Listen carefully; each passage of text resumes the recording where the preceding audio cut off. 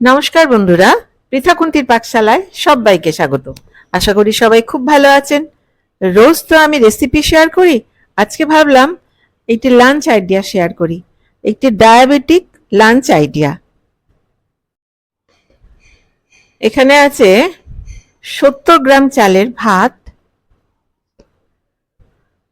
আর আছে কাঁকরোল ভাজা, আর জিরে আদা বাটা দিয়ে সজনে ডাঁটার চচ্চড়ি, একটা মেশানো ডাল, মুগ মসুর মটর 3টে ডাল মিশিয়ে একটা ডাল, সর্ষে খয়রা, আর আছে স্যালাড। এই স্যালাডটা শসা, পেঁয়াজ, টমেটো আর ধনেপাতা, কাঁচা লঙ্কা দিয়ে করা। আমার তো ভীষণ প্রিয়।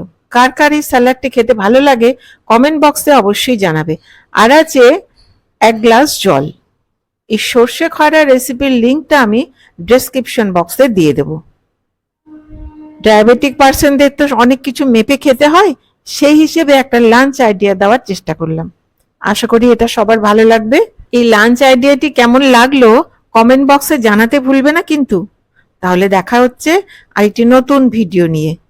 ভালো থাকবেন, সুস্থ থাকবেন।